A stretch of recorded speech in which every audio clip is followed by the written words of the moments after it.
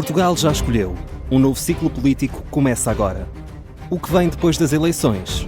Aceda à informação que não cabe numa manchete.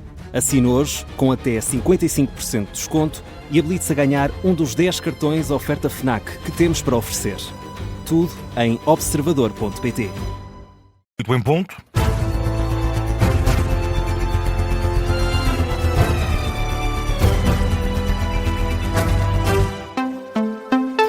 O Jornal das 8 na Rádio Observador é a edição da Beatriz Félix e começamos, Beatriz, com o Presidente da República, que sugere a criação de um fundo de calamidade e defende que as dívidas fiscais não devem impedir as vítimas da tempestade Christine de receber os apoios do Estado. Foi um dos critérios definidos pelo Governo em Conselho de Ministros, que o Estado só vai ajudar as famílias e empresas que não tenham dívidas fiscais.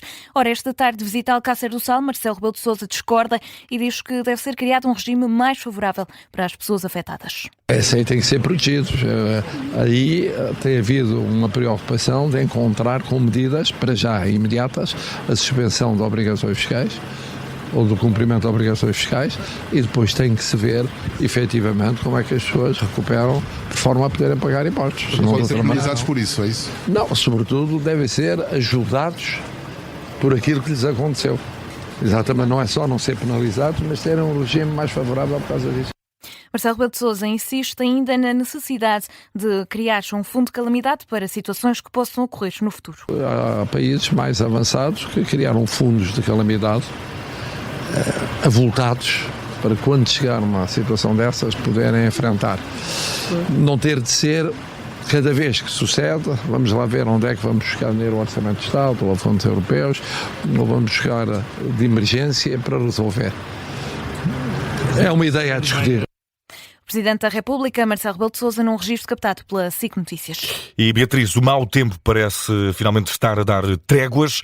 O nível do Tejo deve continuar a descer durante a noite de hoje. A tendência de descida manteve-se ao longo do dia de hoje. A expectativa das autoridades é que continue a baixar durante a noite e a próxima madrugada. É o que diz à luz a fonte da Proteção Civil.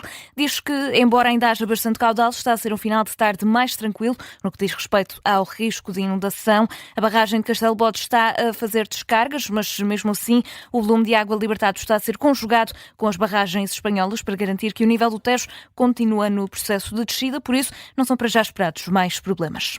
E ainda relativamente ao mau tempo, Leiria apela ao Governo que opte, Beatriz, pela prorrogação da isenção de portagens. Esta que é uma medida que foi tomada depois da passagem da depressão Christine pelo país, com especial incidência nesta região de Leiria. Por isso, a comunidade intermunicipal pede ao Presidente da República para intervir neste processo de decisão. Diz que a reposição das portagens já no próximo domingo ia representar um encargo acrescido para famílias e empresas que continuam a enfrentar sérias dificuldades, isto também numa altura em que a prioridade deve ser a recuperação económica e social da região, é o que defende a comunidade intermunicipal de Leiria, que numa carta apela ao chefe de Estado que promova a reflexão, também a intervenção para tentar assegurar a prorrogação de regime de isenção de portagens nas autoestradas A8 e A19. E ainda o PCP, que pede esclarecimentos ao Governo sobre as intervenções no sistema hidráulico do Rio Mondego. A pergunta foi enviada através do Parlamento aos Ministérios do Ambiente e Energia, também da Agricultura e do Mar. Ora, o grupo parlamentar do PCP quer saber se o Governo tem conhecimento de intervenções feitas nos últimos anos e também recentemente, operações feitas tanto pela Navigators como por outras empresas no sistema hidráulico do Mondego. Quer também saber se há o abrigo de que instrumentos jurídicos foram feitas estas intervenções e que papel tem desempenhado a Agência Portuguesa do Ambiente neste processo. E mudamos de tema nesta edição das 8. Falamos da atualidade internacional, isto porque Paulo Rangel, o Ministro dos Negócios Estrangeiros, reconhece que os Estados Unidos violaram o direito internacional na questão da Venezuela, mas sublinha que Nicolás Maduro não pode voltar ao poder. Paulo Rangel participou esta tarde na Conferência de Segurança de Munique. No painel de debate sobre a segurança no continente americano, o ministro português diz que se trata de um caso delicado. É evidente que o direito internacional foi violado, mas a forma de reintegrar, de restaurar o direito internacional não é trazer Maduro de volta. Isto significa que o problema não é tão preto no branco como as pessoas normalmente dizem. Caso contrário, diz-se-ia que para restaurar a integridade do direito internacional, o antigo presidente deveria voltar a assumir a presidência. E ninguém diz isso. The former president should become president again. And nobody says that. Paulo Rangel sublinha também que Portugal nunca reconheceu a eleição de Nicolás Maduro como presidente da Venezuela. Diz que o mais importante agora é que haja uma transição democrática no país. Antes e também na Conferência de Segurança de Munique, Beatriz, a primeira-ministra da Dinamarca deixou um aviso.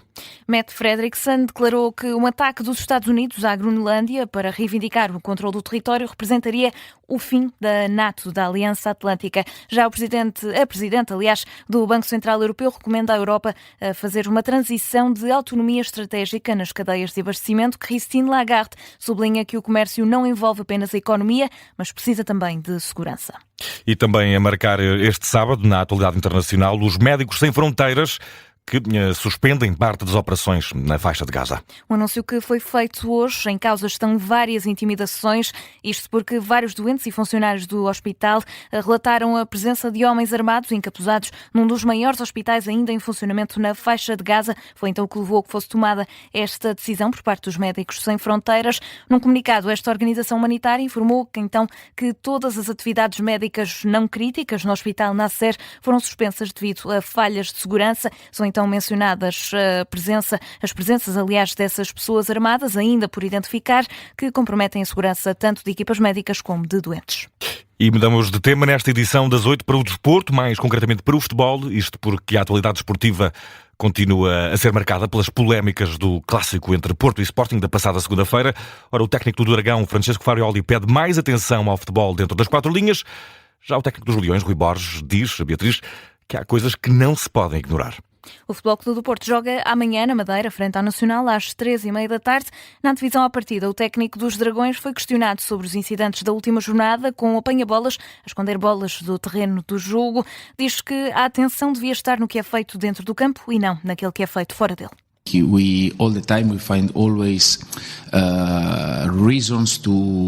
Nós estamos sempre a encontrar razões para desviarmos a atenção do jogo. Li um artigo esta manhã sobre isso, sobre como quão rápido nos esquecemos sobre a bola e sobre o futebol e sobre o que acontece em campo, e acho que a atenção deveria estar aí. About the football and about the things that are happening on the pitch, and I think the attention somehow needs to be there.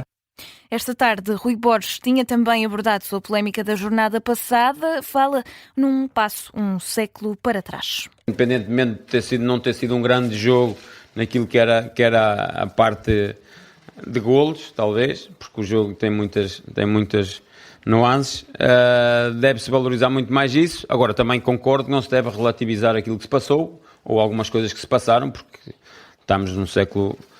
parece que estávamos a voltar ao século passado e não é? Quer dizer, estamos em 2026, acho que não se deve relativizar isso. Agora, não vou entrar nessa luta, muito mais focado naquilo que é tentar valorizar o futebol em si. Porto e Sporting entram em campo amanhã para a jornada 22 do campeonato. O Sporting joga frente ao Famalicão em Alvalade às 8h30 da noite. Já o Futebol Clube do Porto joga antes, às 13h30 da tarde, contra o Nacional na Madeira, na Choupana. São 2 jogos que vai poder acompanhar com um relato em direto e análise aqui na Rádio Observador. Emissão especial que arranca às 13h30 da tarde e que depois tem novo ponto de interesse a partir das 8h30 para acompanhar esse Sporting Famalicão. A Beatriz Félix está de regresso às 8h30 nesta noite informativa da Rádio Observador, com as notícias atualizadas. Até já, Beatriz. Até já.